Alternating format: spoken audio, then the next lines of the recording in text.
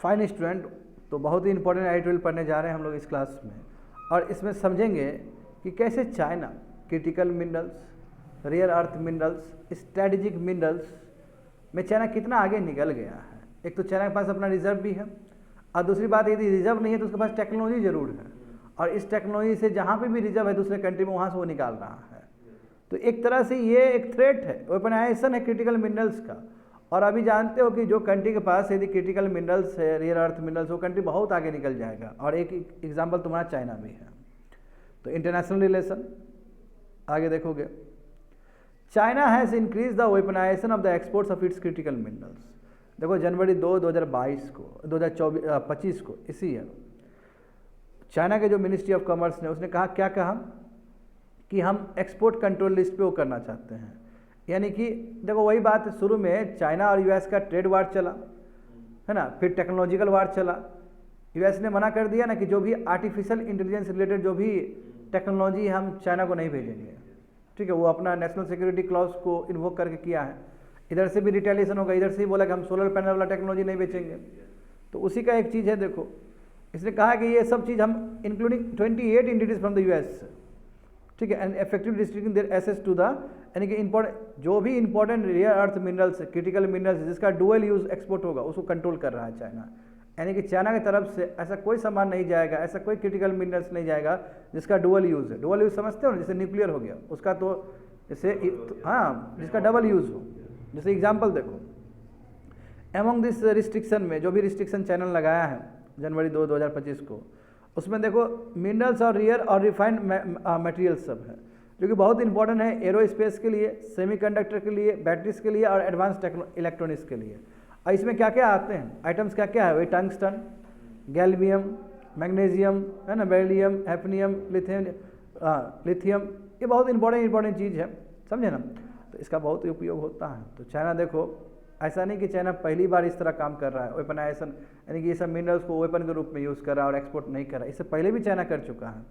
Example देखोगे तो China ने 2010 में भी बच्चे लोग हाँ बैन लगा दिया था जापान के ऊपर कि जापान को हम नहीं बेचेंगे। एम्बार्गो मतलब क्या होता है, रिस्ट्रिक्शन करना। और रेयर अर्थ मिनरल्स का रिस्ट्रिक्शन लगा दिया था जापान को लेकर कि जापान में नहीं भेजेंगे। अभी रिसेंटली देखो इसने कहा एंटीमोनी, गैलियम जर्मनी में हम दुनिया को नहीं बेचेंगे। दिसंबर 2023 में भी देखो इसने क्या बोला था कि हम जो भी टेक्नोलॉजी है, जो रियर अर्थ मिनरल को निकालने का, एक्सट्रैक्शन का जो रिलेटेड टेक्नोलॉजी है, वो भी हम एक्सपोर्ट नहीं करेंगे। तो बड़ी बात है ना। तो चाइना देखो, चाइना बहुत चालाक है। China approach is strategic and calculated. China का अप्रोच क्या है, बहुत कैलकुलेटिव अप्रोच है। तो देखो ये क्या कर रहा है चाइना, कोशिश क्या करता है, हाँ चाइना प्राइमरी टारगेट मिनरल, यानी कि चाइना वही मिनरल्स को ज़्यादा टारगेट कर रहा है जो कि बहुत ही क्रिटिकल है वेस्टर्न नेशंस के लिए भी है, स्पेशली सेमीकंडक्टर के लिए, बैटरीज के लिए, हाईटेक मैन्युफैक्चरिंग के लिए। चाइना में बढ़िया चीज़ क्या है, या तो रिजर्व है, रिजर्व नहीं है तो चाइना ने टेक्नोलॉजी बना लिया, वो दूर दराज से जाके निकाल रहा है और नंबर 1 बन रहा है वो।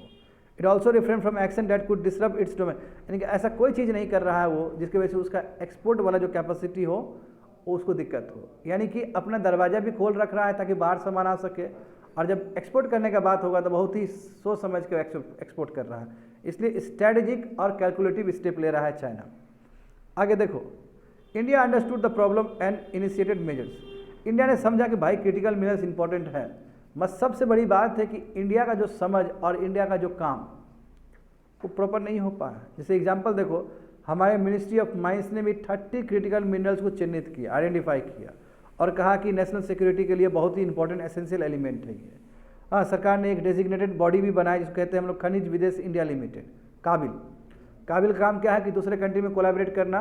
बस सबसे बड़ी बात है कि टेक्नोलॉजी तो है ही नहीं काबिल के पास, समझे ना, टेक्नोलॉजी नहीं है। इसका काम था कि ओवरसीज इन्वेस्टमेंट करे दूसरे से क्रिटिकल मिनरल्स में, लिथियम में, कोबाल्ट में। जैसे जानते हो कि वर्ल्ड में जो ट्रायंगल है ABC triangle, Argentina, Bolivia, Chile, तो वहाँ पे जाके क्या करे, वो एक्सपेंडिचर करे, मतलब इन्वेस्टमेंट करे। बस सबसे बड़ी बात तो we don't have any technology, exploration technology नहीं है। वहीं तुम चाइना देखो, चाइना के पास एक्सप्लोरेशन टेक्नोलॉजी भी है, यहाँ पे भी हम फेल कर रहे हैं। दूसरी बात है कि पार्लियामेंट ने अमेंड किया तुम्हारा mines and minerals amendment act 2023।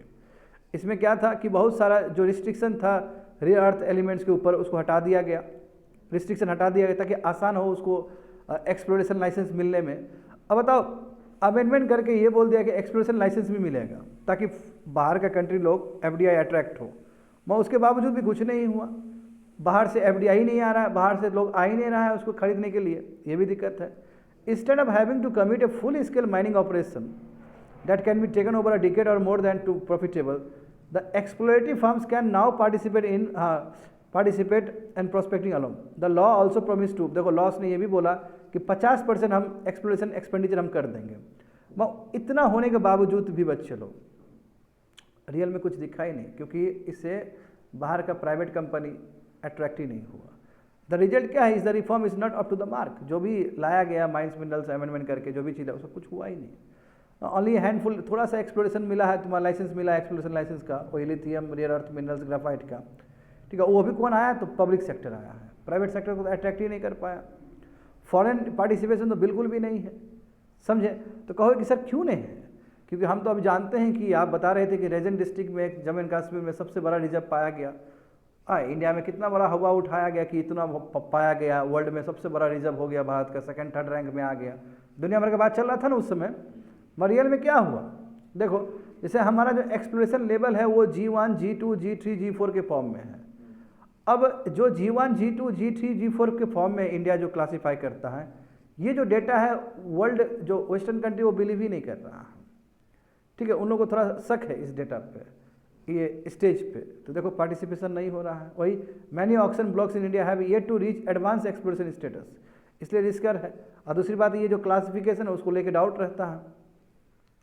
सीधा लिथियम डिपॉजिट, वही बोला लिथियम, देखो 2023 में जम्मू एंड कश्मीर में जो रेजी डिस्ट्रिक्ट है वहाँ पाया, तो हेडलाइंस पूरा वर्ल्ड में हेडलाइंस गया कि यस ये गेम चेंजर होगा भारत के लिए, इतना बड़ा एनर्जी होगा भारत के लिए। देखो 2 साल हो गए, कुछ नहीं, कोई कंपनी नहीं आया आगे उसको लेने के लिए। तो दूसरी बात है, गवर्नमेंट का डेटा कहता है केवल 48% यानी कि 24 आउट ऑफ 49 जो मिनरल ब्लॉक्स हैं वो तुम्हारा ऑक्शन के लिए अभी अवेलेबल है। इसका मतलब यहाँ पे कोई ऑक्शन आ ही नहीं रहा, वो भी पब्लिक सेक्टर ही ले रहा है। तो आय का रास्ता क्या है, आय का सबसे बड़ा रास्ता है कि जिसकी वजह से प्रॉब्लम हो रहा है, क्या सबसे बड़ा प्रॉब्लम हो रहा है, इन्फॉर्मेशन एसिमेट्री। इन्फॉर्मेशन एसिमेट्री मतलब कि इन्फॉर्मेशन ठीक से पहुँच नहीं पा रहा है, दोनों के बीच में कम्युनिकेशन गैप है। सरकार जो बोलना चाह रही है वो बात वहाँ पहुँच नहीं रहा है उस ढंग से। तो माइनिंग कंपनी जो कि प्राइवेट भी हो सकते हैं, पब्लिक भी हो सकते हैं, फॉरेन कंट्री का भी हो सकता है, तो सेलर मतलब सरकार, ये दोनों के बीच में जो इन्फॉर्मेशन एसिमेट्री है वो ख़त्म हो जाना चाहिए ताकि पता चले। दूसरी बात है G1, G2, G3 जो क्लासिफिकेशन है उसको और बेटर तरीके से सरकार रखे कि ये क्लासिफिकेशन बहुत साइंटिफिक है, समझे ना।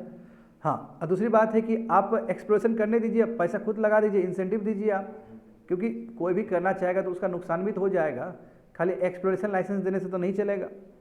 इन other word solution might be approach critical mineral extraction as semiconductor. जैसे आपने सेमीकंडक्टर के लिए आपने बनाया ना, गुजरात को चुना कि नहीं चुना, उसी तरह का मॉडल चाहिए इसमें भी, उसी तरह का मॉडल चाहिए कि एक्सप्लोरेशन करो, कोई बात नहीं है।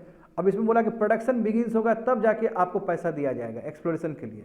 नो, प्रोडक्शन से पहले ही आप रियम्बर्समेंट कर दो, ताकि जो भी फॉरेन कंट्री का जो भी प्लेयर सब आए उसको लगे कि एक्सप्लोरेशन में भी सरकार हेल्प कर रही है। अब फ्रंट कैपिटल सपोर्ट होना चाहिए वही एक्सप्लोरेशन के लिए, समझे ना, होना चाहिए तब जाके, क्योंकि जानते हो कि माइनिंग, एक्सप्लोरेशन, सेल्स, एक्सपोर्ट दुनिया भर का चीज़ होता है, बट उससे पहले एक्सप्लोरेशन में यदि सरकार पूरी तरीके से इंसेंटिव दे, जैसे सरकार सेमीकंडक्टर चिप के लिए कर रही है, यदि वही अप्रोच सरकार यहाँ पर रखती है तो शायद इतना जो ऑक्शन है हमारा ब्लॉक्स क्रिटिकल मिनरल्स का वो सफल हो सके। That's it, completed.